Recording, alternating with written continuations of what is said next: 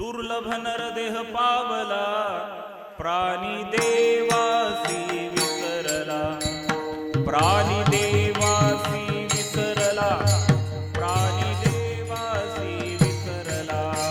दुर्लभ नरदेह पावला, प्राणी देवासी विसरला, प्राणी देवासी विसरला, प्राणी देवासी विसरला. सुख मानिले संसारी, जाऊनी पडला आघोरी, जाऊनी पडला आघोरी, जाऊनी पडला आघोरी. सुख मानिले संसारी, जाऊन पडला आघोरी, जाऊन पडला आघोरी, जाऊन पडला आघोरी. संसार सिंधूची तारक, स्वामी दत्तराज एक, स्वामी दत्तराज एक, स्वामी दत्तराज एक. संसार सिंधू से तारक, स्वामी दत्तराज एक, स्वामी दत्तराज एक, स्वामी दत्तराज एक. त्याचे नाम आठविता, सुखे भवार्णवाची वार्ता, सुखे भवार्णवाची वार्ता, सुखे भवार्णवाची वार्ता. एका जनार्दन तुटे भवार्णवाची वार्ता, तुटे भवार्णवाची वार्ता, तुटे भवार्णवाची वार्ता. एका जनार्दनी दत्त, भव सिंधू तारक समर्थ, भव सिंधू तारक समर्थ, भव सिंधू तारक समर्थ. एका जनार्दने दत्त, भव सिंधू तारक समर्थ, भव सिंधू तारक समर्थ, भव सिंधू तारक समर्थ. एका जनार्दनी दत्त, भव सिंधू तारक समर्थ, भव सिंधू तारक समर्थ, भव सिंधू तारक समर्थ. एका जनार्दने दत्त, भव सिंधू तारक समर्थ, भव सिंधू तारक समर्थ, भव सिंधू तारक समर्थ. सुख मानिले संसारे, सुख मानिले संसारे, जनवने पडला आघोरे, जाऊने पडला आघोरे, जाऊने पडला आघोरे. सुख मानिले, सुख मानिले, जाऊने पडला आघोरे, जाऊने पडला आघोरे, जाऊने पडला आघोरे. विठोबा रखो माया, रखो माया, जय विठोबा रखो माया, विठोबा रखो माया, जय विठोबा रखो माया, जय विठोबा रखो माया, जय विठोबा रखो माया, विठोबा रखो माया, जय विठोबा रखो माया, विठोबा रखो माया, विठोबा रखो माया, विठोबा रखो माया, जय विठोबा रखो माया, विठोबा रखो माया, विठोबा रखो माया, विठोबा रखो माया, विठोबा रखो माया, विठोबा रखो माया, विठोबा रखो माया, विठोबा रखो माया, विठोबा रखो माया, विठोबा रखो माया. हे, टाळी, हे! टाळी, टाळी, टाळी, टाळी.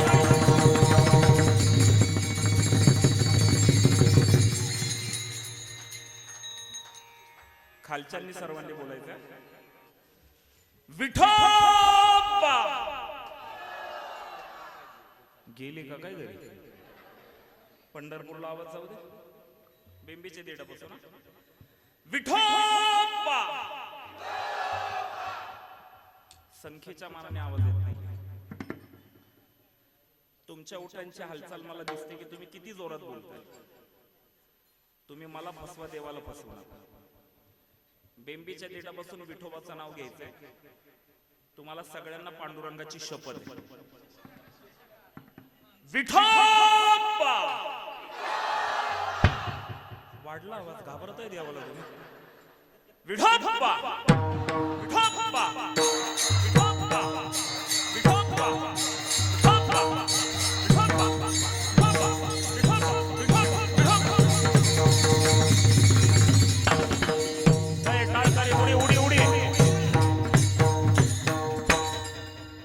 लेकरांसाठी टाळ्या वाजवायला.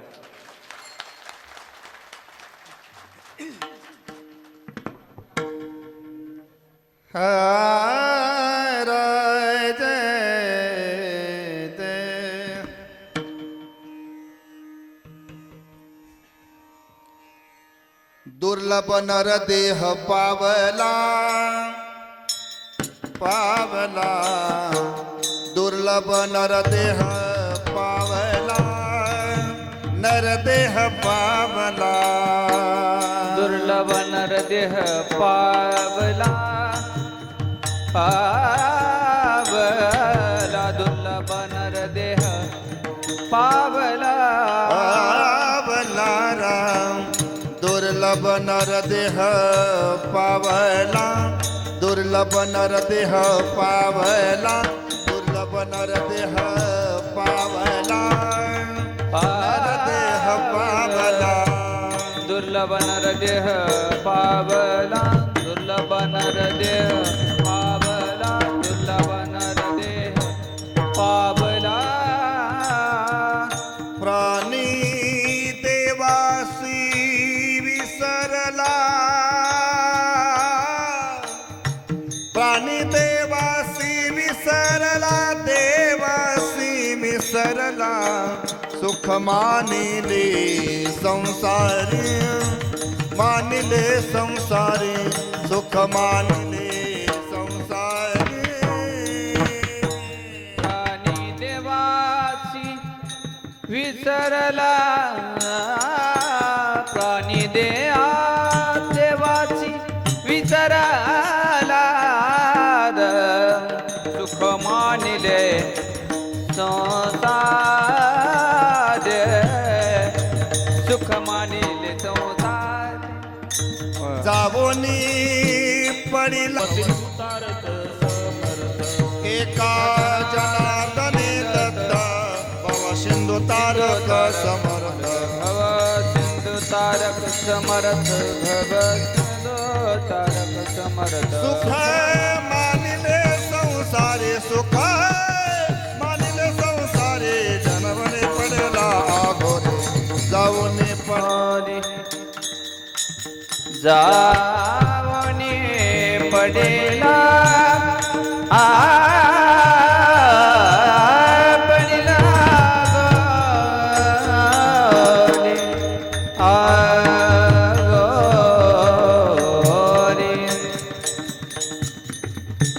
जावने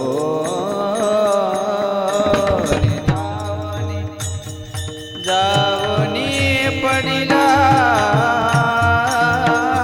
गोरे, जावनी जावनी जावनी पडिला, पडिला गोरी, पडिला जावनी, जावनी पडिला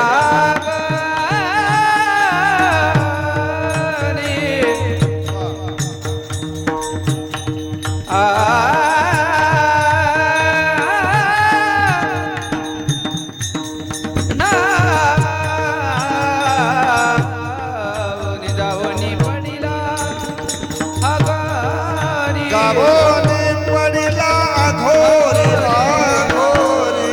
सुख मानिले संसारे, सुख मानिले संसारे, मानिले संसारे, मानिले.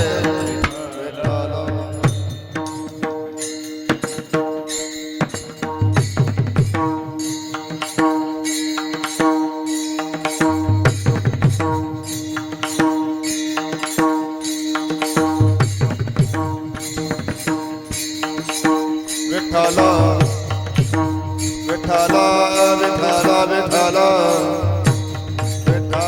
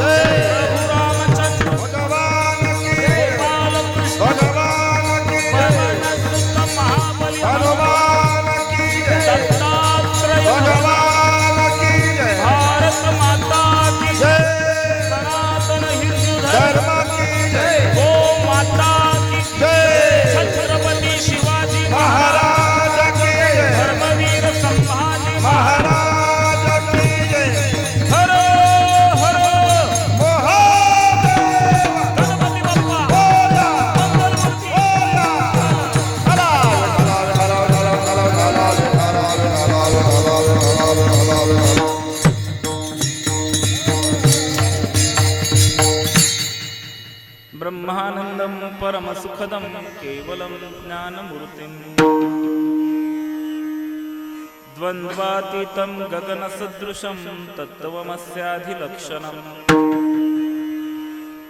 एकं नित्यं विमलमचलं सर्वाधिसाक्षिभूतम् भावातीतं त्रिगुणरहितं सद्गुरुं तन्नमामि।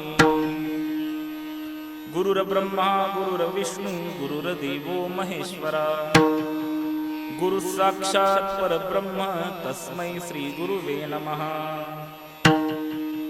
नमन श्री एकदंता नमन श्री एकदंता एकपणे तुझी आता एकी दावेसे अनेकता परी एकात्मता नमोडे।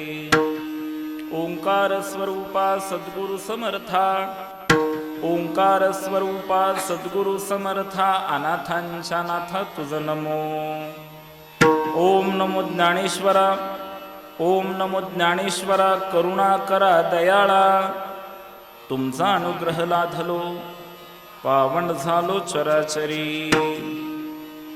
मी कळा कुसरी काहीच नेने मी कळा कुसरी काहीच नेने बोलतो वचने अतिभाविका तुमचा अनुग्रह लाधलो पावन झालो चराचरी।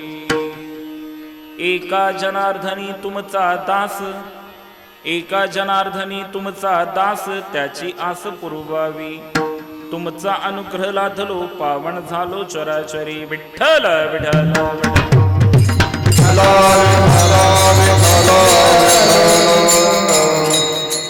दुर्लभ नरदेह पावला दुर्लभ नरदेह पावला प्राणी देवासे विसरला सुख मानिले संसारी जाऊनी पडला अघोरी।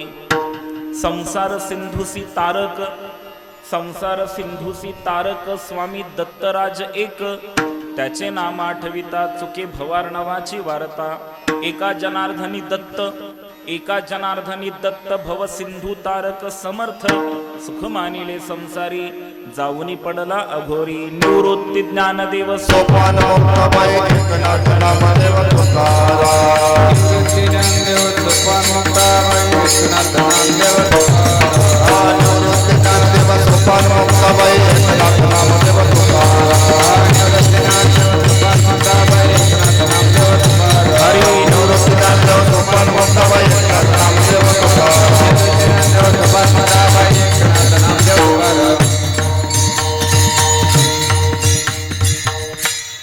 दुर्लभ नरदेह पावला प्राणी देवासी विसरला सुख मानिले संसारी जाऊनी पडला अघोरी। विश्वमंगल्याचं स्वप्न उराशी बाळगून अखिल मानव जातीच्या कल्याणाकरिता ज्यांनी गीतेवर ब्रह्मानंदाची लहरी प्रकट केली असे ज्ञानी यांचे राजे योगी यांची माऊली कैवल्य साम्राज्य चक्रवर्ती संत शिरोमणी माऊली महावैष्णव ज्ञानोबाराय भगवान ज्ञानोबारायांनी वारकरी संप्रदायाचा भागवत धर्माचा ज्ञानाने पाया रचला। ज्ञानदेवे रचिला पाया उभारिले देवालय। संतश्रेष्ठ ज्ञानेश्वर महाराजांनी वारकरी संप्रदायाचा पाया तर ज्ञानाने रचला पण या संप्रदायाला भक्तीचा आधार ज्यांनी दिला व ज्यांच्याकडे आपण संतश्रेष्ठ ज्ञानेश्वर महाराजांचा अवतार म्हणून पाहतो असे पैठण निवासी शांती ब्रह्मश्री संत एकनाथ महाराज आणि एकनाथ महाराजांचा श्री गुरु दत्तात्रयांचा महिमा महात्म्य सांगणारा हा गोडासा अभंग आज हरिकीर्तन रूपी सेवेसाठी आपल्या समोर घेतलेला आहे। विठ्ठल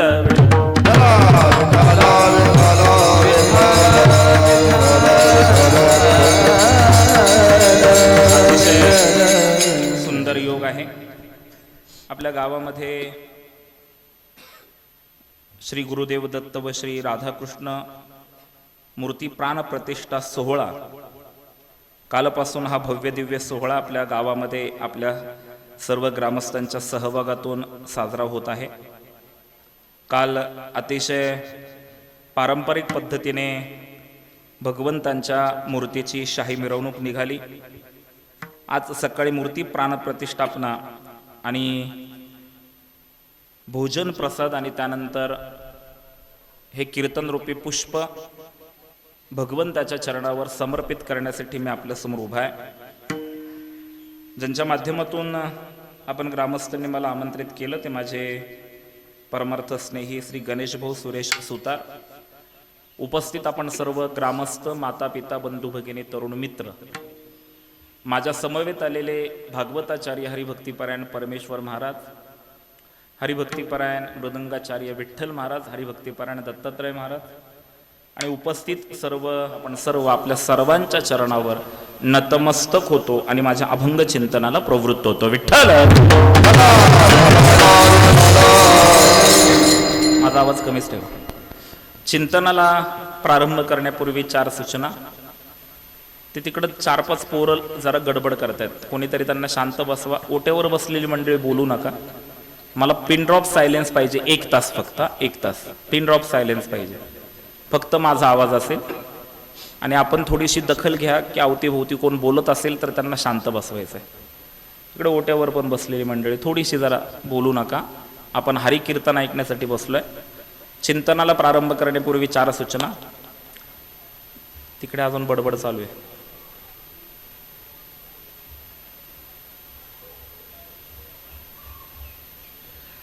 चिंतनाला प्रारंभ करण्यापूर्वी 4 सूचना. पहिली सूचना, आपण हरिकीर्तन ऐकण्यासाठी बसलेलो आहोत, त्यामुळे पाठीचा कणा ताठ करून बसायचे, म्हणजे व्यवस्थित बसायचे.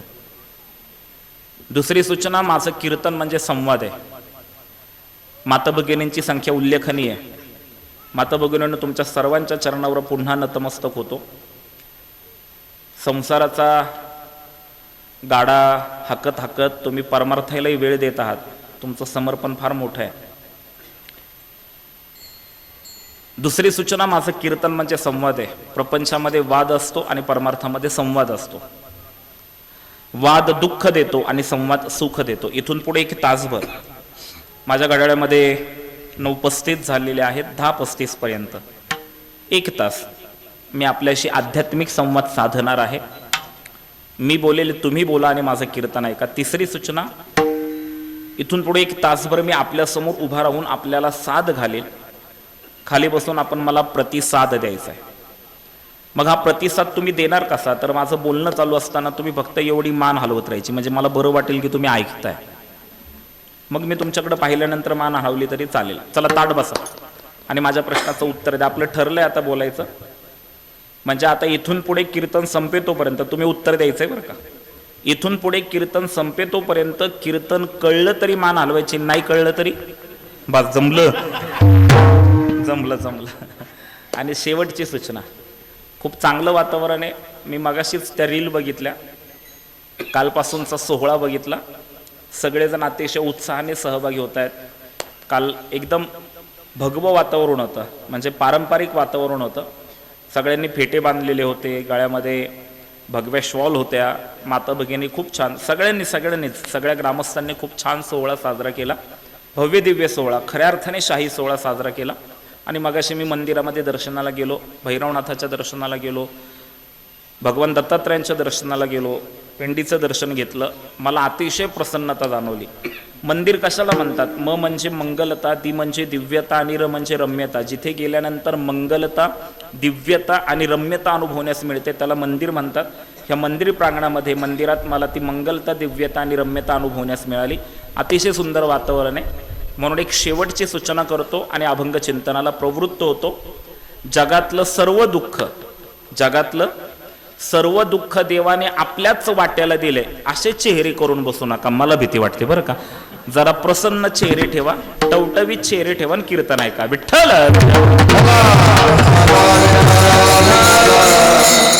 आणि मी बरोबर 10:35 सोडणार आहे, कारण माणसाची मानसिकता ही 55 मिनिट ऐकण्याची असते असं मानसशास्त्र सांगतं आणि मी त्या मताशी सहमत आहे. बरोबर 10:35 मी चिंतन सोडणार आहे. फक्त जीवाचे कान करून ऐका, बोलू नका माता भगिनींनो. आणि ते कोण 2-4 लेकरं बोलतात पाठीमागं, जरा मी लांबनं आलोय आणि खास तुमच्यासाठी संवाद साधण्यासाठी आलेलो आहे, तर प्लीज डिस्टर्ब नको. आणि सगळ्यात महत्त्वाची गोष्ट, त्या लेकराला जरा घेऊन बाजूला उभे राहा. हां, त्याचे कोण लेकरू आहे ना, हा इथंच आहे वाटतं, पुढंच आहे. जरा बाजूला घेऊन उभे राहा. विठ्ठल विठ्ठल.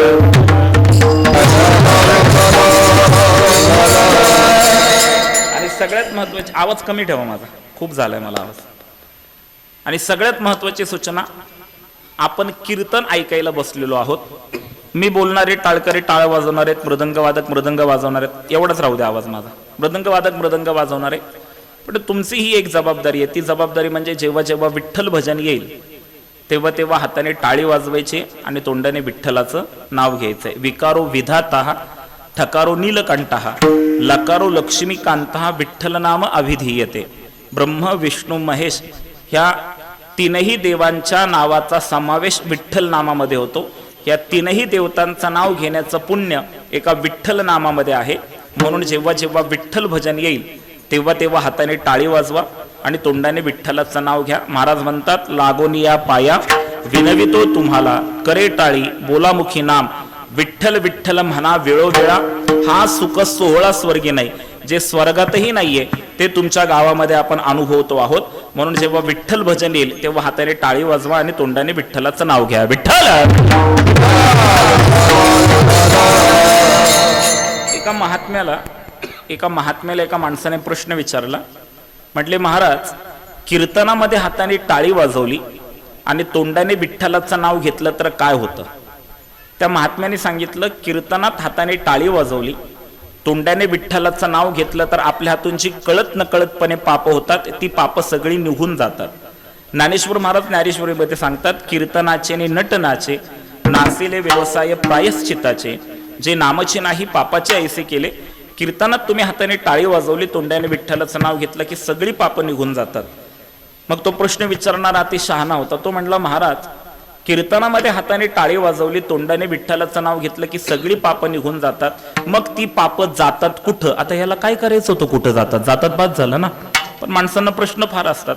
त्या महात्म्याने पण उत्तर दिलं. म्हटले, ऐक, कीर्तनामध्ये हाताने टाळी वाजवली, तोंडाने विठ्ठलाचं नाव घेतलं की सगळी पाप निघून जातात. आणि ती पाप कुठं जातात? तुम्ही पण ऐका.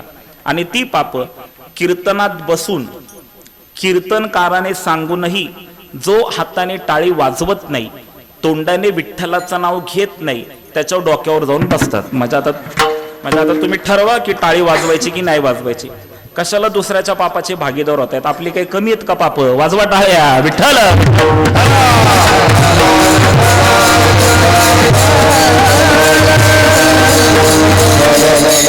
मध्यंतरी मी social media, print media, electronic मीडियावर बातमी वाचली होती की आपण दररोज हाय फ्रिक्वेन्सीने म्हणजे जोरात हाताने टाळी वाजवली, त्याच फ्रिक्वेन्सीने विठ्ठलाचं नाव घेतलं तर त्या माणसाला हृदयविकाराचा झटका येण्याची शक्यता कमी असते. म्हणून तुम्हाला पुण्य व्हावं असं वाटत नसेल तर अजिबात टाळी वाजवू नका. पण आपल्याला लवकर झटका येऊ नये म्हणून तरी टाळी वाजवा बरं का. विठ्ठल विठ्ठल. शांतीब्रह्म एकनाथ महाराजांचा मी अभंग घेतलाय, दत्त महात्म्य सांगणारा अभंग घेतलाय. पहिला एकनाथ महाराजांचा अधिकार सांगतो मी. ज्यांचा अभंग घेतलाय त्यांचा अधिकार लक्षात आला पाहिजे. काय अधिकार आहे? एकनाथ महाराजांच्या जीवनातला एक प्रसंग आहे. माता भगिनींनो, पैठणमध्ये एक माणूस होता आणि त्या माणसाकडे परीस होता. माता भगिनींनो, परीस काय करतो? सोन्याला, चाललो मी आळंदीला, बोला ना काहीतरी. परीस काय करतो? सोन्याला. परीस काय करतो? सोन्याला. हा, हे उत्तर मला इकडून अपेक्षित आहे, इकडून मिळतंय. सोनं. परीस काय करतो? लोखंडाला सोनं करतो. आणि सोनं हा शब्द आल्यानंतर मी तुमच्याकडे पाहून का बोलतोय माहितीये का? माझी आजी म्हणायची बघा, माझ्या आजीचं वाक्य तुम्हाला पटलं कळलं तर मान हलवा. मी सोनं शब्द आल्यानंतर तुमच्याकडे पाहून का बोलतोय? माझी आजी म्हणायची, ऐकताय तुम्ही? माझी आजी म्हणायची, बाईला इतकं सोनं आवडतं, बाईला इतकं सोनं आवडतं की बाईच्या गळ्यामध्ये सोन्याचा पाटा आणि वरवंटा करून बांधला तरी ती खरडट चालेल, एवढं आवडतं. बरं, तुम्ही हसले म्हणजे माझ्या आजीचं वाक्य पटलंय तुम्हाला. मी विनोदाने सांगत असतो, सोनं मला पण आवडतं. दत्ता महाराज, सोनं मला पण आवडतंय, पण मी काढून ठेवलंय. पाकिटावर परिणाम व्हायला लागला, बाकी घ्यायला. ते आमच्या पिंपरी चिंचवड मध्ये गोल्डन व्हॅन खूप आहेत. आमच्या पुण्याची ओळख तशी गोल्डन मॅन म्हणून संपूर्ण महाराष्ट्रात कोणी करून दिले असेल तर स्वर्गीय आमदार रमेश भाऊ वांजळे. त्यांच्या अंगावर सगळं सोनंच असायचं. तर एक 2017-18 मध्ये एका बोलू नका कोण बोलतं? हा, मला एकदम शांतता पाहिजे. 2017-18 मध्ये एका गोल्डन मॅनने माझं प्रवचन ठेवलं गणपतीमध्ये. मी गेलो तर त्याच्या गळ्यामध्ये 1.5 किलो सोनं होतं. प्रवचन केलं आणि प्रवचन झाल्यानंतर तो मला मानधनाचं पाकिट द्यायला आला. मी त्याला म्हटलं तुमच्याकडून मानधन नको.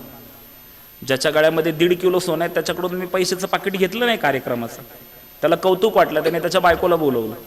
तो बोलला बघ दरवर्षी आपल्याकडे इतके महाराज येतात, आपण त्यांना मानधन देतो. ते महाराज मंडळी कमी मानधन असेल तर मागून घेतात, पण आज पुरुषोत्तम दादा आपल्याकडे आलेत ज्यांना आपण टीव्हीवर पाहतो वगैरे वगैरे वगैरे. त्याने माझं कौतुक केलं.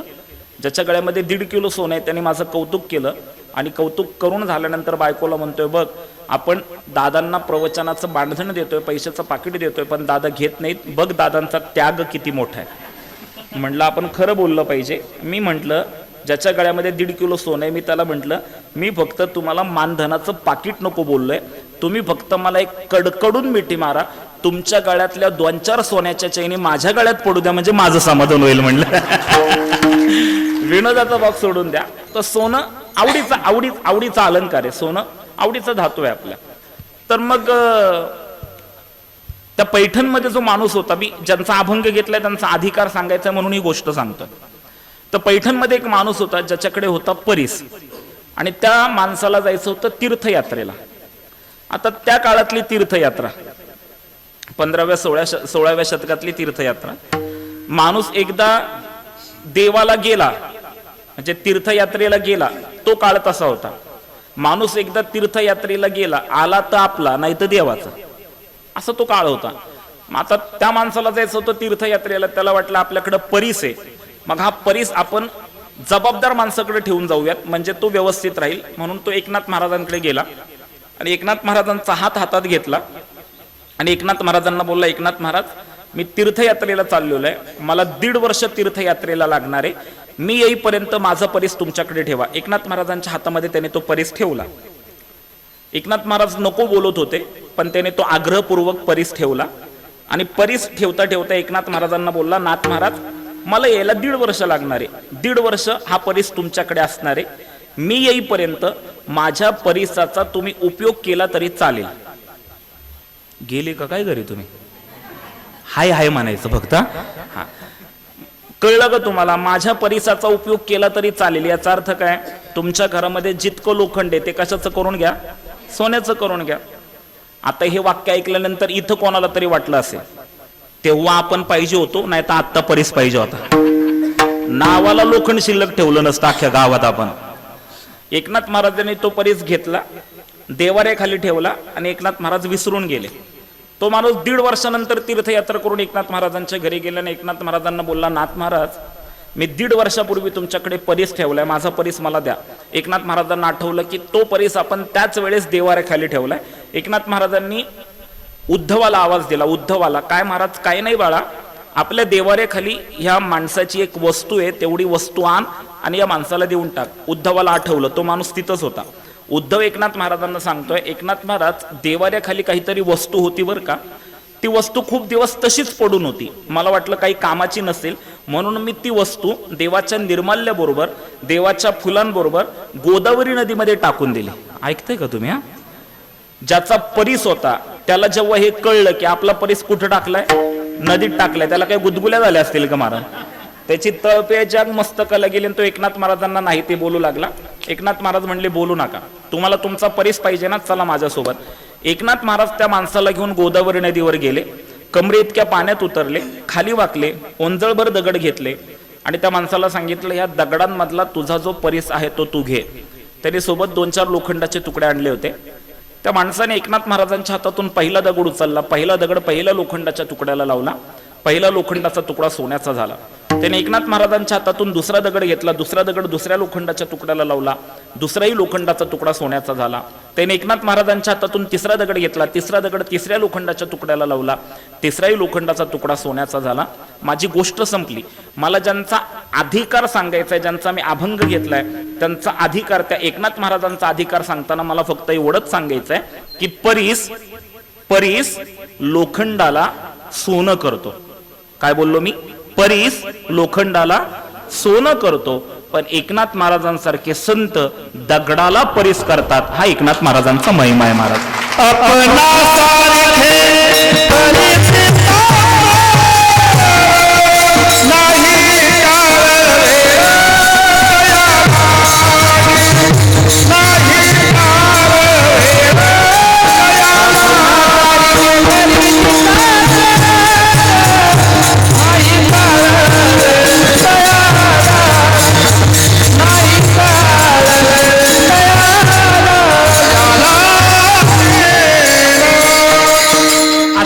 महाराज आजच्या अभंगाच्या पहिल्या चरणामधून भगवंताने जो नरदेह दिलाय त्याचं दुर्लभत्व वर्णन करतात.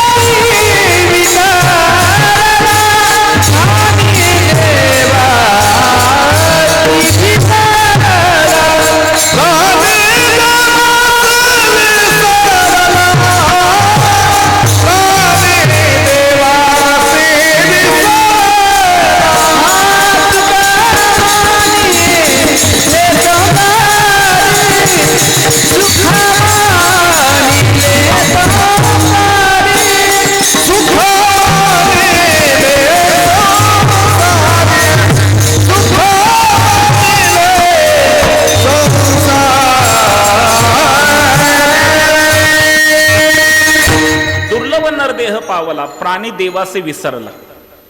एकनाथ महाराज म्हणतात मानवी जीवन दुर्लभ आहे. किती दुर्लभ आहे आपल्याला हे पहा. 3 गोष्टी महत्वाच्या आहेत: भाग्य, सद्भाग्य आणि महत्भाग्य.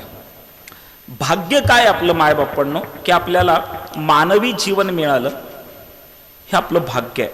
विचार करा, मी जे बोलतोय त्याचा विचार करा. The man is thinking animal. माणूस हा विचारशील प्राणी आहे, म्हणून माणसाने विचार केला पाहिजे. ऐका, आपल्याला मानवी जीवन मिळालं जे दुर्लभ आहे. किती दुर्लभ आहे? आचार्य म्हणतात पुनर्वित्तम, पुनर्मित्रम, पुनर्भार्या, पुनर्महिम एतत् सर्वम पुनर्लभ्यम न शरीरम पुनः पुन्हा. पुनर्वित्तम, गेलेलं धन, गेलेला पैसा परत मिळेल. पुनर्मित्रम, मित्र परत मिळेल. पुनर्भार्या, पत्नी परत मिळेल. एतत् सर्वम पुनर्लभ्यम, अरे बाबांनो सगळं काही परत मिळेल. न शरीरम पुनः पुन्हा. हे मानवी जीवन परत परत मिळणार नाहीये. ऐका, आता मला सांगा, कुत्र्या मांजराचा जन्म मिळण्यापेक्षा माणसाचा जन्म मिळाला हे आपलं भाग्य आहे की नाही? चाललो मी आळंदीला, थोडा जरी मान हलवा, हे आपलं भाग्य आहे की नाही? अरे कुत्र्या मांजराचा जन्म मिळण्यापेक्षा माणसाचा जन्म मिळाला आपल्याला, जो दुर्लभ आहे. किती दुर्लभ आहे? 84 लक्ष योनी सांगितल्या. शब्दांकडे लक्ष द्या. 84 लक्ष योनी सांगितलेल्या आहेत. 83,99,999 योनी भोगल्या आणि त्यानंतर मानवी जीवन आपल्याला प्राप्त झाले, जे दुर्लभ आहे. मनुष्य जन्म दुर्लभ है, मिले न बारंबार, तरुवर से फल गिरे फिरना लगे डार. आता मनुष्य जन्म जो भगवंताने आपल्याला दिलेला आहे, हा जो नरदेह दिलेला आहे, या देहाच्या विषयी देहाचे दोषही आहेत आणि या देहाचे गुणही आहेत. जो देह घेऊन मी इथे कीर्तन करतोय आणि जो देह घेऊन तुम्ही इथे माझ्या समोर बसलेला आहेत, त्या देहाचे दोष आणि त्या देहाचे गुण मी तुम्हाला सांगतो. देहाचे दोष काय आहेत? देहाचे दोष वर्णन करताना हा जो देह मी घेऊन उभा राहिलो आणि तुम्ही घेऊन बसलायत ना, या देहाचे दोषही मी सांगतो आणि या देहाचे गुणही मी सांगतो. नाण्याला दोन बाजू असतात, तशा देहाच्या गुण आणि दोषांच्या ह्या दोन बाजू आहेत. आता दोष काय आहेत? या शरीराचं, या नरदेहाचं वर्णन करताना महाराज म्हणतात, शरीर दुःखाचे कोठार, शरीर रोगाचे भांडार, शरीर दुर्गंधीची थार, नाही अपवित्र शरीराईसे. हा जो देह आहे ना, हा देह दुःखाचं कोठार आहे. कसलं कोठार आहे? दुःखाचं. हा आहे म्हणून दुःख आहे आणि हा आहे म्हणून सुख आहे ना. मेलेल्या माणसाला कसलं सुख दुःख हो? बरं, मेलेल्या माणसाचं दुःख किती दिवस? 10 दिवस नाही, आमच्या तिकडे तिसऱ्या दिवशीच धाव आहे. हा, माणसांना काय नाही. आता हे आपण, तुम्ही मी भ्रमत आहे. गेले का काय घरी? हाय आहे म्हणायचं. हा, तुम्ही मी भ्रमत आहे. आपल्याला काय वाटतं माहितीये का? लोकांना आपली फार गरज, पण आपल्याला आपली कोणालाही गरज नाही. आपल्या असण्यामुळे आणि आपल्या नसल्यामुळे कोणाला कवडीचाही फरक पडत नाही. मग तुम्ही म्हणाल, पुरुषोत्तम दादा आपल्याला काय महत्व आहे की नाही? आहे ना आपल्याला महत्व. जेव्हा आपली गरज असते तेव्हा आपल्याला महत्व, जेव्हा आपली गरज असते तेव्हा आपल्याला महत्व. नाही पटत, मी इथं पटवून देतो तुम्हाला. आता माझं कीर्तन 8:30 ते 10:30. किती ते किती बोला ना पटकन? 8:30 ते 10:30. म्हणजे माझं कीर्तन किती तास बोला? 2 तास. म्हणजे तुम्हाला माझी गरज किती तास? हेच ऐकायचं होतं मला. येतं का लक्षात तुम्हाला? आपल्याला महत्व कधी? जेव्हा आपली गरज असते तेव्हा आपल्याला महत्व असतं. असंच आहे लोकांचं. आज लोक तुमच्या सोबत येतो, ते असतील नसतील माहिती नाही. नरू की वक्त की गर्दिश न जमाना बदला, नरू की वक्त की गर्दिश न जमाना बदला, पेड सुखा तो परिंदोनी ठिकाणा बदला. आठवलं? म्हणून या देहाचा पहिला दोष आहे, हे दुःखाचं कोठार आहे. या देहाचा दुसरा दोष आहे, शरीर दुःखाचे कोठार, शरीर रोगाचे भांडार. आपण सगळे ना, सगळे इथं मला एकही माणूस सांगू शकत नाही की पुरुषोत्तम महाराज आम्ही 100% फिट आहोत, निरोगी आहोत. आपण निरोगी नाहीत, आपण फिट नाहीत, आपण अनफिट माणसं आहोत. आपल्याला काही ना काहीतरी झाले. कोणाची कंबरच दुखतीये, कोणाचे गुडघेच दुखत आहेत, कोणाच्या गुडघ्याच्या वाट्या बदलायच्यात आता वाट्या, कोणाचं ब्लड प्रेशरच हाय होतंय, कोणाचं ब्लड प्रेशरच डाऊन होतंय, कोणाची शुगर लेवलच वाढतीये, कोणाची शुगर लेवलच कमी होते. आणि माता भगिनींनो, तुमच्यामध्ये एक लय जुना आजार आहे, कसं तरी होते. इकडं आहे की नाही मला माहिती नाही, पण आमच्या पुणे जिल्ह्यात आहे, कसं तरी होतंय. म्हणजे आम्ही 100% फिट नाही ना, आम्ही अनफिट माणसं आहे. म्हणजे शरीर रोगाचं भांडार आहे, शरीर दुर्गंधीची थार. ऐकताय तुम्ही? जरा बारीक आहे का? मी रियालिटी सांगतोय. हे जे शरीर आहे ना, हे जे शरीर आहे ना, हे दुर्गंधीची थार आहे, म्हणजे घाणेरडे.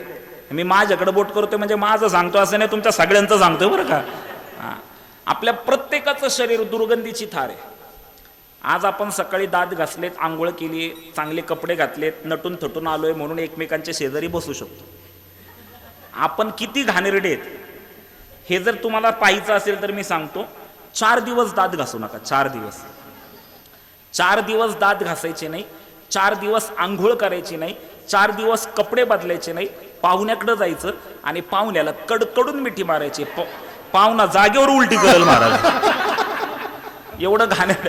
ते काय झालं, आमच्या जवळचा एक माणूस, त्याच्या मुलाचं लग्न, तो म्हणला दादा माझ्या मुलाच्या लग्नात तुम्ही सकाळपासून पाहिजे. तर प्रेम तेवढं होतं तर म्हणलं ठीक आहे, काय हरकत नाही, मुलाचं लग्न आहे, जाऊया. म्हणून मी आपलं त्या लग्नामध्ये सकाळपासून थांबलो. थांबल्यानंतर अगदी नवरीला वाटे लावेपर्यंत मी थांबलो. नंतर एक महिनाभरानंतर त्याचा मला फोन आला. म्हटलं दादा सुनबाई आली नवीन, तर तुम्हाला वेळ असेल तर तुमचा सगळा परिवार आमच्या घरी जेवायला या. मी जेवायलाही गेलो. जेवायला गेल्यानंतर जेवण झालं आणि गप्पा मारत बसलो. गप्पा मारत बसल्यानंतर ज्याचं लग्न होतं, ज्याचं लग्न झालं होतं, त्या मुलाला मी विचारलं, अरे म्हटलं तुझ्या लग्नात अख्ख्या दिवस मी होतो, आता तुझ्या घरी मी जेवायला पण आलोय, जेवण पण झालं, पण तुझी बायको काही मला कुठं दिसली नाही. तो म्हणला पुरुषोत्तम दादा तुम्हाला जी वाढत होती ना जेवायला, तीच माझी बायको. अरे म्हटलं लग्नात वेगळी दिसत होती, आत्ता वेगळी दिसतीये. तो म्हणला तुमचं काय घेऊन बसला, मी पण लग्नाच्या दुसऱ्या दिवशी फसलो, एवढा मेकअप केला होता त्याने. येतंय का लक्षात? म्हणजे याला आपण सजवतो म्हणून हे चांगलं आहे, नाहीतर दुर्गंधीची थार आहे. आणि शरीराचा दोष सांगताना नाही अपवित्र शरीर आहे, शरीर हे अपवित्र आहे. माता भगिनींनो, एखाद्या कुटुंबामध्ये एखाद्या मुलाचा जन्म झाला तर तिथे विटाळ पाडावा लागतो. विटाळामध्ये पवित्र कार्य करत नाही. एखाद्या कुटुंबामध्ये एखाद्या व्यक्तीचं निधन झालं तर तिथे सूतक पाळावं लागतं. म्हणजे हा देह जन्माला आला तरी अपवित्र आहे आणि मेला तरी अपवित्र आहे. मग ह्याला पवित्र करायचं असेल तर काय करायचं? ह्या शरीराचे गुण ओळखायचे. ह्या शरीराचे गुण महाराज म्हणतात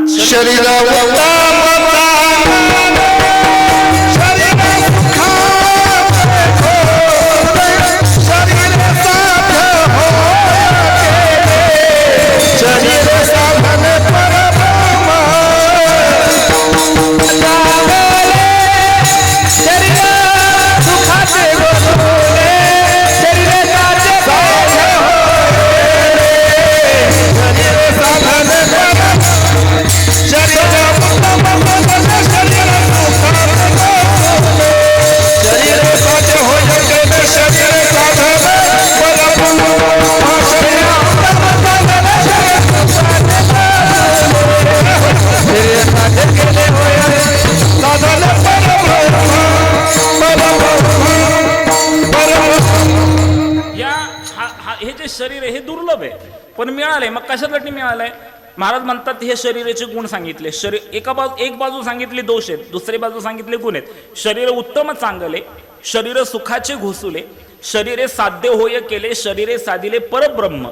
या शरीराने परब्रह्म होता येतं, म्हणजे देव होता येतं, देव होता येतं. पण माणूस दुर्लभ नरदेह पावलाय. पशु का होत पनहिया नरका कछु न होय, पशु का होत पनहिया नरका कछु न होय, नर करणी करेगा सो नरका नारायण होय. या देहामध्ये नारायण होण्याची क्षमता आहे. मी प्राचार्य शिवाजीराव भोसले सरांचं एक वाक्य सांगतो, तुम्हाला आवडेल ते. प्राचार्य शिवाजीराव भोसले सर सांगायचे, कलेची उपासना, ग्रंथांची सोबत, चांगल्या सवयी, आशावादी वृत्ती, अखंड उद्योग, उत्कट जीवननिष्ठा. ऐका बरं का, कलेची उपासना, ग्रंथांची सोबत, चांगल्या सवयी, आशावादी वृत्ती, अखंड उद्योग, उत्कट जीवननिष्ठा या बळावर नराचा नारायण आणि मानवाचा महामानव होतो. विठ्ठल विठ्ठल. म्हणून पण आपण काय झालं, आपण देवालाच विसरलेलो आहे. काय देवाला कधी विसरतो माणूस? जेव्हा तुमच्या जवळ जे आहे त्याची जोपर्यंत तुम्हाला किंमत कळत नाही तोपर्यंत त्या वस्तूला तुम्ही महत्व देत नाही. माता भगिनींनो, तुम्ही नाही का म्हणत, घरामध्ये लहान लेकराला नाही का म्हणत, अरे तुला सहज मिळते म्हणून तुला त्याची काय नाही किंमत नाहीये. तसं मानवी जीवन. मला बघा ना, आता आपण दुकानामध्ये गेलो, दुकानामध्ये गेल्यानंतर समजा आपल्या सर्वांच्या हातामध्ये मोबाईल आहे. तो मोबाईल दुकानदाराने आपल्याला फुकट दिला का? फुकट नाही दिला. आपण त्याला काही ठराविक रक्कम दिली, पैसे दिले, मग त्याने तो आपल्याला मोबाईल दिला. मग आता तो महागडा मोबाईल जेव्हा आपण घेतो तेव्हा त्या महागड्या मोबाईलला आपण काही किंमत मोजलेली असते, पैसे मोजलेले असतात, म्हणून आपण त्याची काळजी करतो. काय काळजी करतो? मोबाईल घेतल्यानंतर पहिला त्याला काय घेतो आपण? कव्हर घेतो. परत त्या मोबाईलवर स्क्रीनवर काय स्क्रॅचेस पडू नये म्हणून त्याला आपण काय लावतो? स्क्रीन गार्ड लावतो. यदा कदाचित मोबाईल खाली पडला चुकून तर दिवसभर छातीत दुखतंय का? कारण की आपण त्याला काय दिलेले? पैसे दिलेत. आता मला सांगा, देवाने आपल्याला सुंदर इतकं मानवी जीवन दिलंय. देवाने किती रुपये घेतलेत आपल्याकडून? एकही रुपया नाही घेतला. एकही रुपया नाही घेतला म्हणून त्याची किंमत नाही आपल्याला. आपण ज्यांनी दिलाय ना हा देह, त्याला आपण विसरलेलो आहे. समाजामध्ये म्हणजे अध्यात्माने 4 वर्ग सांगितलेले आहेत. किती वर्ग सांगितलेले? 4. गेले का काय घरी तुम्ही? झालं अजून अर्धा तास झालं. 10:05 झाले. 10:35 जय विठ्ठल. ऐका, आणि माझं असं म्हणणं असतं की माणसाने मुक्तपणे व्यक्त झालं पाहिजे. काय बोललो मी दादा? माणसाने मुक्तपणे व्यक्त झालं पाहिजे. काय बोललो मी? माणसाने मुक्तपणे. काय बोललो मी? माणसाने मुक्तपणे. नाही, तुम्ही सगळे जोपर्यंत व्यक्त होणार नाही तोपर्यंत माझं हेच चालू राहणार बघा. आणि माझे आजोबा म्हणायचे, माझे आजोबा सांगायचे, माणसाने मुक्तपणे व्यक्त झालं पाहिजे, म्हणजे माणसाने मोकळेपणाने बोललं पाहिजे. आपण मोकळेपणाने बोलत नाही, आणि आपण मोकळेपणाने बोललो नाही तर काय होतं माहिती आहे? इथं आतमधल्या आतमध्ये छातीत रक्ताच्या गाठी तयार होतात. कसल्या गाठी तयार होतात? रक्ताच्या गाठी तयार होतात आणि मग दुसरी माणसं आपल्याकडे बघून म्हणतात लई आतल्या गाठीचा. येते का लक्षात? आणि तुम्ही आतल्या गाठीचे नाही आहेत मला माहिती आहे म्हणून बोला विठ्ठल विठ्ठल.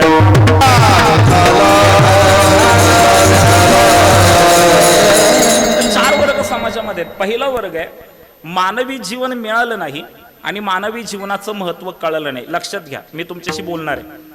पहिला वर्ग मानवी जीवन मिळालं नाही आणि मानवी जीवनाचं महत्व कळलं नाही. वर्ग दुसरा मानवी जीवन मिळालं नाही पण मानवी जीवनाचं महत्व कळलंय. वर्ग तिसरा मानवी जीवन मिळालंही आणि मानवी जीवनाचं महत्व कळलंही. आणि वर्ग चौथा मानवी जीवन मिळालं पण मानवी जीवनाचं महत्व कळलं नाही. हेच देवाला विसरतात. लक्षात घ्या, मी 4 वर्ग सांगितले. पहिला वर्ग तुमच्या माझ्यासारखं मानवी जीवन मिळालं नाही आणि मानवी जीवनाचं महत्व समजलं नाही. अरे ज्याला मिळालंच नाही त्याला महत्व समजण्याचं काही कारणच नाही. वर्ग दुसरा मानवी जीवन मिळालं नाही पण मानवी जीवनाचं महत्व कळालं. मी 2 प्रमाण देतो. इहलोकीचा हा देह देव इच्छिता ती पाहे, धन्य आम्ही जन्म आलो दास विठोबाचे झालो. आणि अजून एक प्रमाण देतो. स्वर्गीचे अमर इच्छिता ती देवा, मृत्यूलोकी व्हावा जन्म आमा. रिझन काय सांगितलं? कारण काय सांगितलं? नारायण नामी होऊ जीवन मुक्त. कलियुगामध्ये नामस्मरण करता येतं.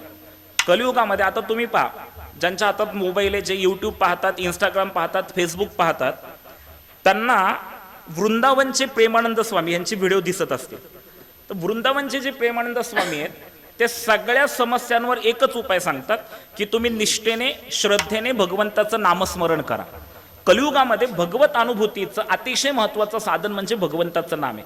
माता भगिनींनो पहा, जेव्हा सीतामाईंना आणायचं ठरलं तेव्हा एका दगडावर रा लिहिलं, एका दगडावर म लिहिलं आणि ते दगड कुठं सोडले? पाण्यात सोडले. माता भगिनींनो मला सांगा, ते तरले का बुडले? ते दगड तरले ना. मग ऐका, निर्जीव दगड भगवंताच्या नामाने तरतात, तर तुमच्या माझ्यासारखी माणसं का तरणार नाहीत? ऐका, आता गोष्ट थोडीशी आलाय मुद्दा म्हणून पुढे जाऊन सांगतो. आता रामाच्या नावाने दगड तरतायत हे रामाला कळलं. प्रभू रामचंद्र रात्री उठले, समुद्र किनाऱ्यावर गेले, जिथे 5-25 दगड होते त्याच्यातला एक दगड उचलला. आजूबाजूला पाहिलं कोणी आपल्याला पाहतंय का? कोणीही पाहत नाही. ही खात्री झाल्यानंतर तो दगड रामाने पाण्यामध्ये टाकला. तो तरला का बुडला? तो दगड बुडला. रामाने दुसरा दगड उचलला, तो पाण्यामध्ये टाकला, तोही बुडला. रामाने तिसरा दगड उचलला, तो पाण्यामध्ये टाकला, तोही बुडाला. प्रत्येक दगड टाकत असताना प्रभू रामचंद्र पाहत होते की कोणी आपल्याला पाहतंय का? कोणी पाहत नाही. ही खात्री झाली की मग दगड टाकायचे. 5-25 दगड टाकले, एकही दगड तरायला तयार नाही. शेवटी प्रभू रामचंद्रांना वाटलं अपने बस की बात नाहीये, चलो वापस. प्रभू रामचंद्र पाठीमागे वळले. जसे पाठीमागे वळले तसे हे महाशय कमरेवर हात देऊन उभेच होते. हनुमंतराय. हनुमंतरायांना पाहिल्यानंतर प्रभू रामचंद्रांनी विचारलं, हनुमंता तू कधी आला? हनुमंतराय म्हणतात, देवा पहिल्या दगडापासून माग आहे तुझ्या म्हणले. आणि म्हणले बघ ना, तुम्ही टाकलेले दगड तरतात, मी टाकलेलं दगड तरत नाही, काय कारण आहे? तेव्हा हनुमंताने उत्तर दिलं, म्हटले देवा तू ज्याला टाकशील तो तरेल कसा रे? आणि भगवंता, आम्ही जे दगड टाकतो त्या दगडांवर तुझं नाम आहे, तुझे दगड टाकतो त्याच्यावर काय? आणि तुझ्या नामाचा महिमा कळण्यासाठी आमच्यासारखं भक्त व्हावं लागेल. तुझ्या नामाचा महिमा तुझं न कळे मेघश्यामा. भगवंता तुझ्या नामाचा महिमा कळण्यासाठी आमच्यासारखं भक्त व्हावं लागेल. आता ही गोष्ट गेली लंकेमध्ये. सगळेजण रावणाकडे गेले आणि रावणाला बोलू लागले, रावण महाराज, हमने सुना है राम नाम से पत्थर तरने लगे हैं, लेकिन राम ने जो पानी में पत्थर डाला वो तरा नहीं बल्कि डूब गया, तो हमें देखना है आपके हाथ से पत्थर तरते या नहीं तरते. झाली का पंचायत? जिथं रामाच्याच हाताने तरला नाही तिथे या गाड्याच्या हातून कसा तरणार? पण रावणाला अतिशय आत्मविश्वास होता बरं का, म्हणजे अतिशय आत्मविश्वास. आणि तो जरा दूरदृष्टी होती त्याला. त्यांनी विचार केला, ह्यांनी आपल्याला टाकायला लावतायत, टाकला पाहिजे. तरेल का नाही तरेल ही गोष्ट नंतरची. टाकलं पाहिजे, नाही टाकलं तर हे युद्धातून अर्धवट सोडून जातील, आपली साथ सोडून जातील. म्हटले पाण्यात दगड टाकायचं, पाण्यात तरला पाहिजे ना? हो म्हटले, चला म्हणले. भरलेलं पातेलं आणलं, पाण्याने भरलेलं पातेलं आणलं. आता रावण पाण्यामध्ये दगड टाकणार, ही तुडुंब गर्दी बघण्यासाठी रावण राजे सिंहासनावर बसलाय, शेजारी मंदोदरी त्याची बायको बसले, गर्दी आहे. सगळेजण रावणाचा जय जयकार करतात. रावणाने हातामध्ये दगड घेतला आणि हातामध्ये दगड घेऊन त्या दगडाकडे पाहिलं, काहीतरी पुटपुटला आणि तो दगड पाण्यामध्ये सोडला. मायबापांनो, रावणाने पाण्यामध्ये टाकलेला दगड तरला. सगळ्यांना आनंद वाटला. अरे रावण महाराज की जय, रावण महाराज की जय. राम ने पानी में पत्थर डाला वो तरने बल्कि डूब गया, लेकिन हमारे रावण महाराज ने जो पानी में पत्थर डाला वो तरने लगा है. रावण महाराज की जय, रावण महाराज की जय. रावणाचा जय जयकार करून सगळे निघून गेले. आता शेवटी राहिली रावण आणि रावणाची बायको मंदोदरी. आता ती मंदोदरी एकदा रावणाकडे बघतीये, एकदा तरलेल्या दगडाकडे बघतीये, एकदा रावणाकडे बघतीये, एकदा तरलेल्या दगडाकडे बघतीये. तिला तिच्या डोळ्यांवर विश्वासच बसत नव्हता की आपल्या नवऱ्याच्या हातून दगड तरलाय. तिला माहिती होतं ना आपला नवरा काय लायकीचा आहे ते. तिला माहिती होतं आपला नवरा काय लायकीचा आहे. बायको शिवाय कोणाला माहिती आहे ना नवऱ्याची लायकी महाराज. बायको मग ती म्हटली महाराज एक बोलू का? रावण म्हटलं बोल. म्हणली सांगणार का? रावण म्हटला मी खुश आहे, तू विचार काय. पण मला म्हटली सांगा बरं, रामाच्या हाताने दगड तरल्याने मी ऐकलं, तुमच्या हाताने दगड तरलाय माझ्या डोळ्यांवर विश्वासच बसत नाही, पण दगड तरलाय. कसा काय दगड तरला? रावण म्हटला तुला म्हणून सांगतो, कोणाला सांगू नको. एखादी गोष्ट तुम्हाला सांगावी, तुमच्या मनात ती पोटात राहावी, म्हणजे स्त्री जन्माचं सार्थक आहे. मंदोदरी म्हटली सांगा मला सांगायचं असेल तर. मग रावण म्हटलं मंदोदरी सगळे माझं जे जे करत होते तेव्हा मी हातामध्ये दगड घेतला, त्या दगडाकडे पाहिलं आणि त्या दगडाकडे पाहून काहीतरी पुटपुटलो. हो म्हटले काहीतरी पुटपुटले, तुम्ही काहीतरी बोलले. म्हणले त्या बोलण्यामुळे, त्या पुटपुटण्यामुळे दगड तरलाय. मंदोदरी म्हटली तुम्ही काय बोलले त्या दगडाला? रावण म्हटला मी त्या दगडाला सांगितलं दगडा बुडालास तर बघ तुला रामाची शपथ आहे. मला सांगा त्या दगडाला जर रामाची शपथ असेल तर त्याची काय दिशा देऊ पाण्यामध्ये बुडायची, काय दिशा देऊ? कलियुगामध्ये माझा मुद्दा हा चालला होता, नारायण नामी होऊ जीवन मुक्त. अरे इहलोकीच्या देवादिकांना मानवी जीवन मिळालं नाही, पण मानवी जीवनाचं महत्व कळालं. वर्ग तिसरा, मानवी जीवन मिळालं आणि मानवी जीवनाचं महत्व कळालं, ज्ञानोबा तुकोबार आदी साधू संत. पण वर्ग चौथा, मानवी जीवन मिळालं पण मानवी जीवनाचं महत्व कळालं नाही. नुसतं महत्व कळालं नाही तर ज्या देवाने हा देह दिला त्यालाही माणूस विसरलाय. विठ्ठल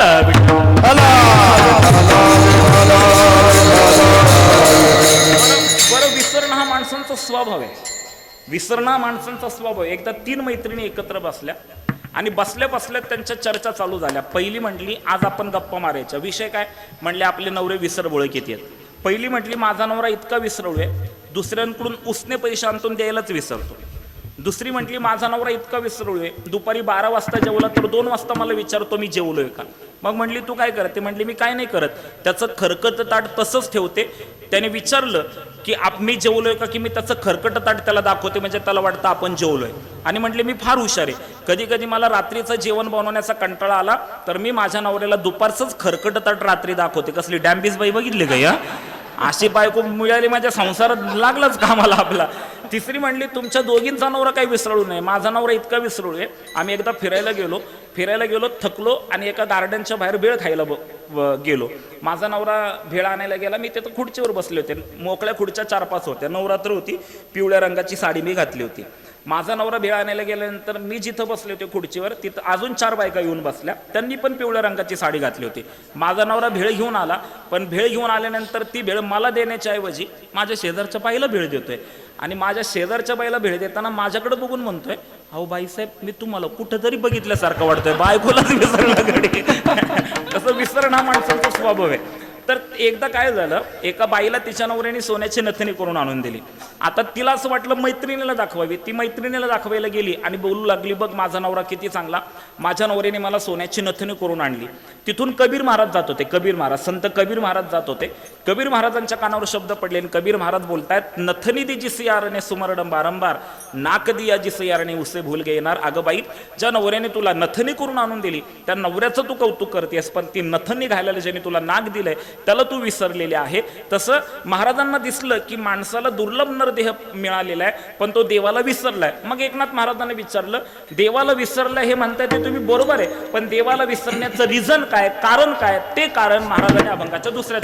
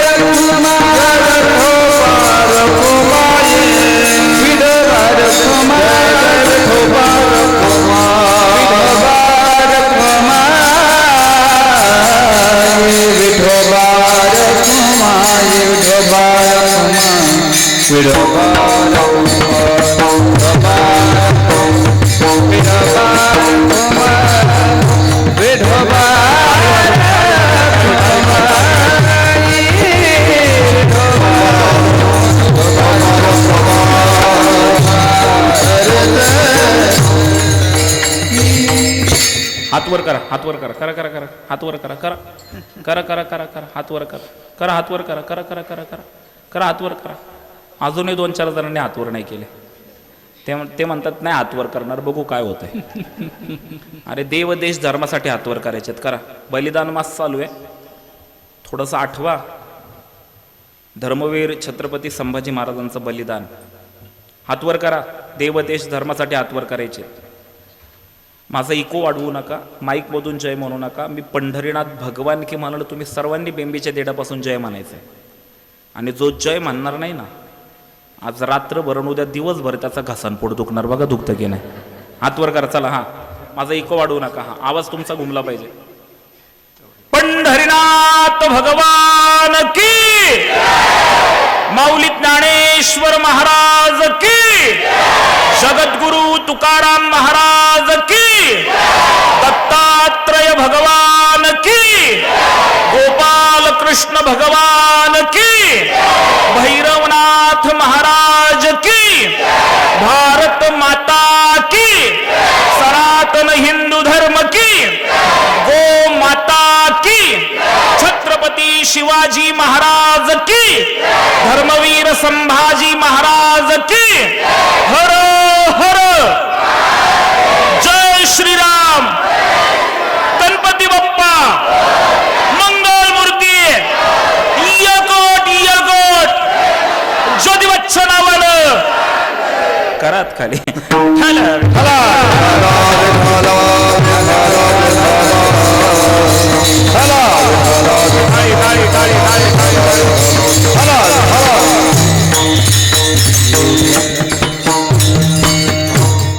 मिनिट ऐका, 15 मिनिट फक्त.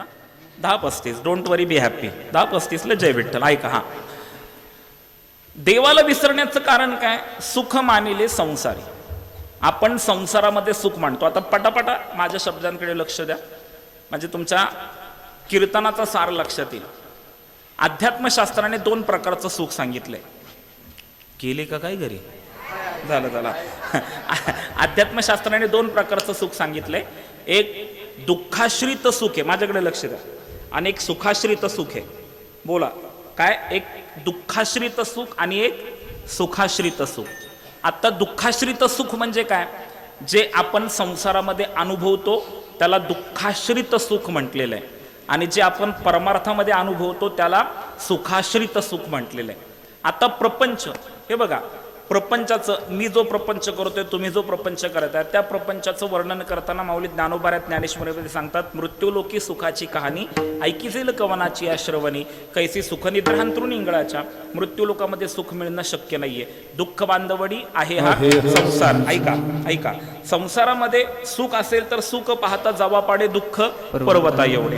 आता एक सिद्धांत मी सांगतो, दुःख बांधवडी आहे हा संसार, सुखाचा विचार नाही कुठे. महाराज म्हणतात, संसारामध्ये जो आपण संसार करतोय ना, त्या संसारामध्ये सुखाचा विचारही माणसाला दुःख देतो. सिद्धांत काय सांगितलं मी? वाक्य काय सांगितलं? आपण जो संसार करतो ना, त्या संसारामध्ये सुखाचा विचारही माणसाला काय देतो? दुःख देतो. चला मी तुम्हाला उदाहरण देतो. नवीनच बोलू नका. नवीनच लग्न झालं आणि लग्न झाल्यानंतर ग्रामीण भागातून ते जोडपं राहण्यासाठी शहरात आलं. संसारात सुखाचा विचार दुःख देतो, सुखाचा विचारही दुःख देतो. याच्यावर मी दृष्टांत सांगतोय तुम्हाला. ते जोडपं राहण्यासाठी शहरात आला. आता शहरामध्ये नवीन घर घेणं सोपं नाही राहिलेलं. घराचे भाव गगनाला जाऊन भिडलेले आहेत. सर्वसामान्य माणसाला शहरामध्ये घर घेणं शक्य नाहीये. मग शहरामध्ये पर्याय काय? भाड्याने खोली करायची, भाड्याने खोली करायची. आमच्या पुणे पिंपरी चिंचवडमध्ये काही माणसं भाड्यावरच श्रीमंत झाली. एक माणूस माझ्याकडे आला, दत्त महाराज, आणि तो माझ्याकडे आला आणि मला म्हटला, पुरुषोत्तम दादा, माझा मुलगा काही कामधंदा करत नाही. आज बऱ्याच बाप लोकांची हीच खंत आहे की मुलगा काही कामधंदा करत नाही. चला मी माझ्या कीर्तनात शेवटी वाक्य सांगणार होतो, पण आता आलाय मुद्दा म्हणून सांगतो. माझं अख्खं कीर्तन लक्षात नाही ठेवलं तरी चालेल, पण एवढं एक वाक्य लक्षात ठेवा. तुमच्या पुढच्या पिढीला, तुमच्या घरातल्या पुढच्या पिढीला संपत्तीचं वारसदार बनवण्यापेक्षा संस्कारांचं वारसदार बनवणं ती काळाची गरज आहे. मला ती काळाची गरज आहे. अख्खं कीर्तन लक्षात ठेवू नका, पण निदान आपल्या मुलांना संस्कारांचं वारसदार बनवा ही फार गरज आहे. तर त्या बापाची काय खंत होती, माझा मुलगा काही कामधंदा करत नाही. आता मला त्याच्या बापाच्या विषयी माहिती होतं, मग मी त्याच्या बापाला विचारलं, त्या मुलाच्या बापाला विचारलं, ज्याची खंत होती मुलगा काय कामधंदा करत नाही. मी म्हटलं तुमच्या भाड्याने किती खोल्यात? तो म्हणला 250 खोल्यात.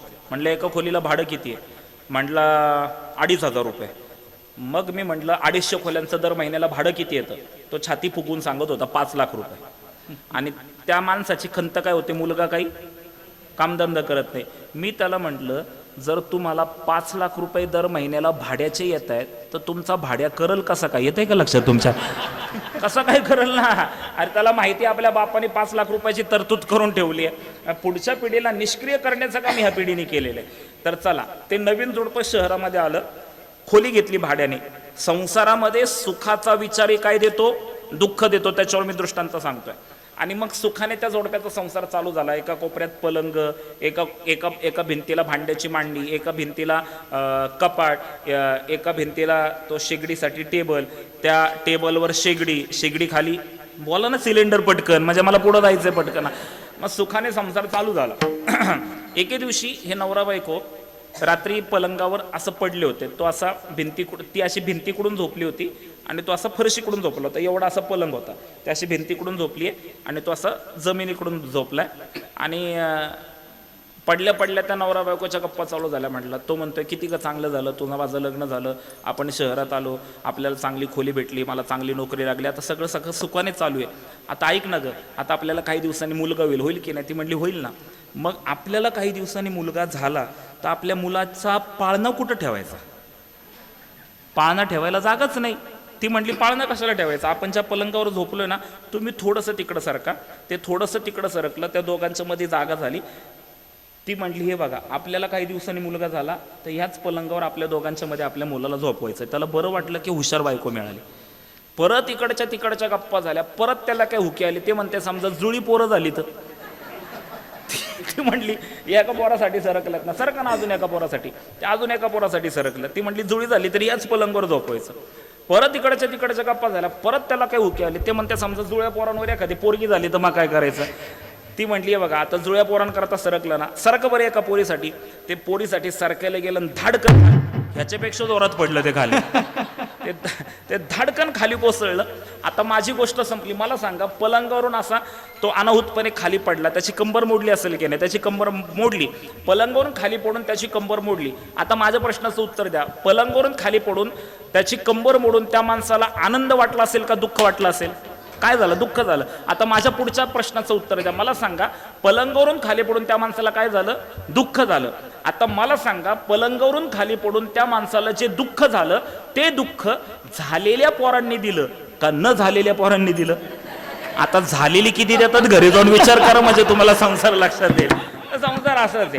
संसारामध्ये सुखाचा विचारही दुःख देतो. महाराज म्हणतात देवाला का विसरला, सुख मानिले संसारी, जाऊनी पडला आगोरी. मग आता या संसार सिंधू मधून तरुण जर जायचं असेल तर महाराजांनी त्याचं वर्णन अभंगाच्या 3ऱ्या चरणात. संसार सिंधूची तार, संसार सिंधूची तार, संसार सिंधूची तार, संसार सिंधूची तार, संसार सिंधूची तार, संसार सिंधूची तार, संसार सिंधूची तार,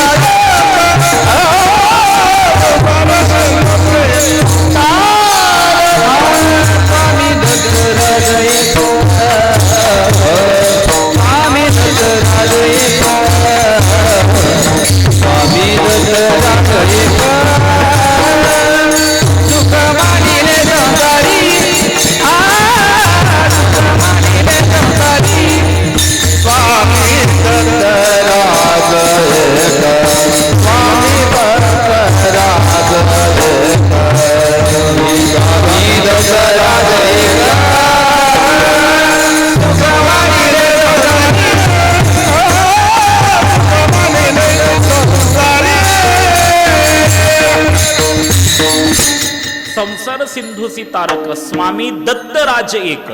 ह्या संसार सिंधू मधून जर तरुण जायचं असेल तर स्वामी दत्तात्रयांची तुम्ही उपासना करा. आज आपल्या गावामध्ये श्री गुरुदेव दत्तांची व राधाकृष्णाच्या मूर्तीची प्राणप्रतिष्ठा झाली.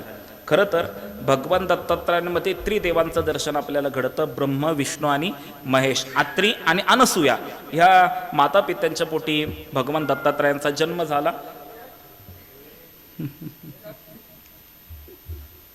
उत्पत्ती स्थिती आणि लय. ब्रह्मदेवाकडे उत्पत्ती आहे, विष्णूकडे स्थिती आहे आणि महादेवांकडे लय आहे. ह्या तीनही देवांचा समावेश. म्हणून अध्यात्मशास्त्र असं सांगतं भगवान दत्तात्रयांची उपासना आराधना आपण केली पाहिजे. महाराज म्हणतात संसार सिंधुसी तारक स्वामी दत्तराज एक. तुम्ही काय करा, त्या भगवान दत्तात्रयांची आराधना करताना तुम्ही काय करायचं आहे, त्याचे नाम आठविता चुके भवार नावाची वार्ता, त्याचं तुम्ही नामस्मरण करायचं आहे. आणि ह्या भवसिंधूतून तरुण येणारे दत्तराजच समर्थ आहेत. हे महाराज अभंगाच्या शेवटचे.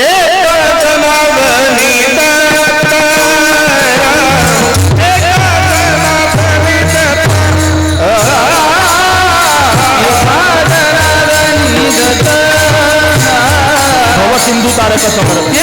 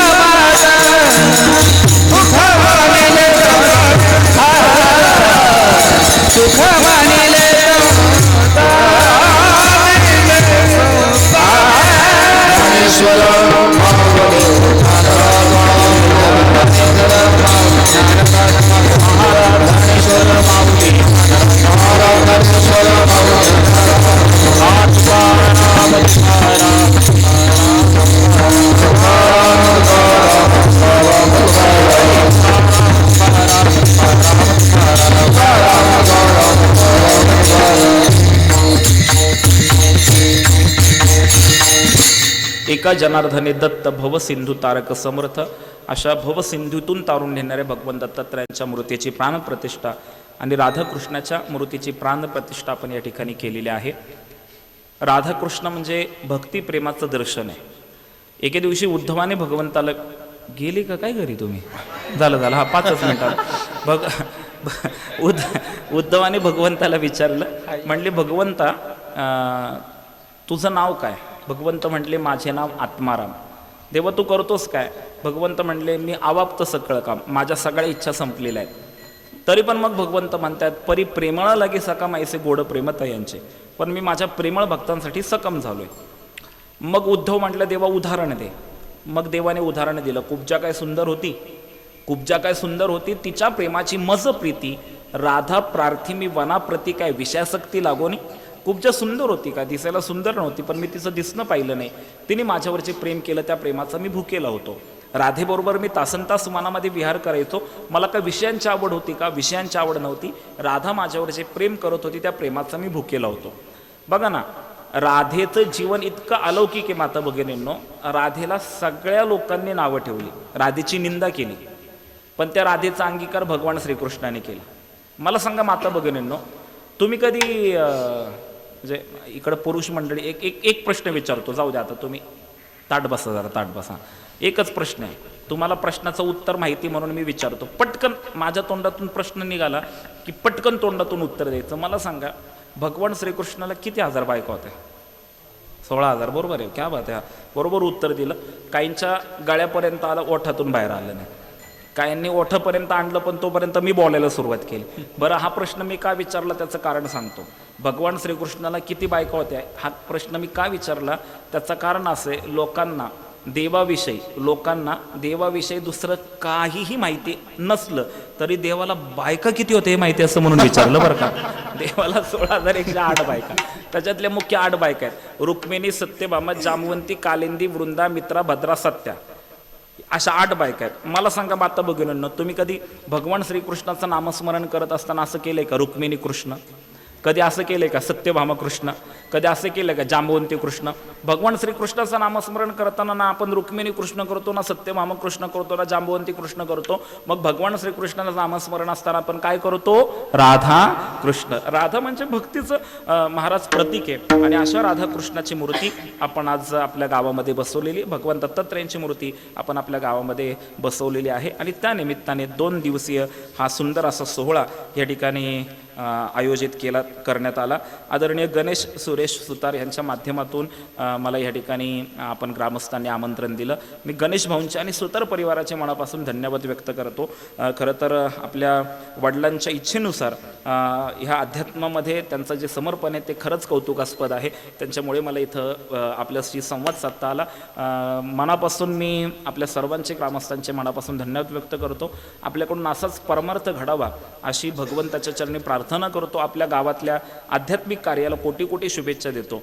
वारकरी संप्रदायातील सत्पुरुष सद्गुरू अमृतनाथ स्वामी महाराजांच्या परंपरेचा पाईक आणि त्यांच्या मठाचा मठाधिपती होण्याच्या नात्याने, त्याचप्रमाणे झी टॉकीजला जी तुम्ही कीर्तन मालिका पाहता, सकाळी गजर कीर्तनेचा, संध्याकाळी मन मंदिरा, या दोन्ही कार्यक्रमाचा वरिष्ठ मार्गदर्शक होण्याच्या नात्याने, आणि त्याचप्रमाणे महाराष्ट्रातील 18 वर्षावरील 1,500 अनाथ मुलांचं संगोपन करणारी आमची संस्था आहे तर्पण फाउंडेशन नावाची संस्था, तिच्या वतीने, आणि सगळ्यात महत्त्वाचं आपल्या सर्वांचं श्रद्धास्थान कैवल्य साम्राज्य चक्रवर्ती संतश्रेष्ठ ज्ञानेश्वर महाराज देवस्थानचा विश्वस्त होण्याच्या नात्याने आपल्या आध्यात्मिक कार्याला कोटी कोटी शुभेच्छा देतो. टी व्हीवर तुम्ही माझी कीर्तनं पाहिली असतील, कीर्तनं ज्यांनी पाहिली नसतील त्यांनी बिग बॉस पाहिला असेल, ज्यांनी बिग बॉसही पाहिलं नसेल त्यांनी सोशल मीडिया आहे, सोशल मीडियावर जर माझी कीर्तनं ऐकायची असतील, मग यूट्यूब असेल, इंस्टाग्राम असेल, फेसबुक असेल, ह्याच्यावर माझी कीर्तन ऐकायची असतील तर पुरुषोत्तम दादा पाटील टाकलं तर तुम्हाला ती कीर्तन ऐकायला मिळतील. पुन्हा एकदा आपल्या ग्रामस्थांचे मनापासून आभार व्यक्त करतो. ह्या लेकरांसाठी एकदा जोरदार टाळ्या वाजवा, खरंच वाजवा. बघा ना, हे किती लेकरू लहान आहे बघा ना, हां कसं गोड हसतं एकदम. हां सगळेच किती बघा ना, म्हणजे ही जी लेकरं आहेत ना ह्यांच्याकडं पहा. ह्यांची ही जी वल्ली आहेत ना, वल्ली आपल्या घरातली वल्ली कार्टी आहेत ना आपली, त्यांच्यावर हे संस्कार करा. त्यांना मोबाईल देऊ नका, त्यांचे जास्त लाड करू नका आणि त्यांना निष्क्रिय करू नका. म्हणजे आजच्या आपल्या ह्या कार्यक्रमाच्या दिवशी निश्चय करा की आपल्या घरातील मुलांवर आपण संस्कार करू. निदान त्यांच्याकडून हरिपाठ करून घेऊ, त्यांच्याकडून भगवद्गीतेचा 9वा 12वा 15वा अध्याय पाठ करू. आपण ग्रामीण भागामध्ये राहतोय, अजून शहरी भागाची झळ तुम्हाला लागलेली नाही आहे. शहरी भागामध्ये फार फार फार भयावह परिस्थिती आहे. कालच एका मुलाने 21 वर्षाच्या मुलाने आपल्या बापाला मारलं, ड्रममध्ये त्याचं शरीर टाकलं आहे. तर ह्या गोष्टी आपल्या भारतात घडत आहेत. काही गोष्टी मध्यंतरी तर महाराष्ट्रामध्ये अशी एक गोष्ट होती की मुलाने आईला मारलं, त्याला फाशीची शिक्षा झाली. मुलाने आईला मारलं, नुसतं मारलं नाही, आईच्या शरीराचे बारीक बारीक तुकडे केले, ते तुकडे तव्यावर टाकले, त्या तव्यावर त्या तुकड्यांवर मीठ मिरची टाकली, ते शिजवले, ते 2-4 तुकडे खाल्ले त्याने. ही महाराष्ट्रात घडलेली घटना आहे. तर मग आपल्या पुढच्या पिढीला योग्य मार्गाने घेऊन जायचं असेल तर हे जे गॅजेट्स आहेत ना, हे मोबाईल असतील ते असतील, याच्यापासून थोडंसं दूर ठेवलं पाहिजे आणि आपल्या मुलांवर विशेष लक्ष दिलं पाहिजे. तुमची मुलं ही तुमची संपत्ती आहेत, ती निर्व्यसनी असली पाहिजे, त्यांच्यावर चांगले संस्कार असले पाहिजेत आणि ह्याच्यासाठी मातापित्यांनी खऱ्या अर्थाने प्रयत्न करणं गरजेचं आहे. ह्या लेकरांसाठी मी मनापासून धन्यवाद.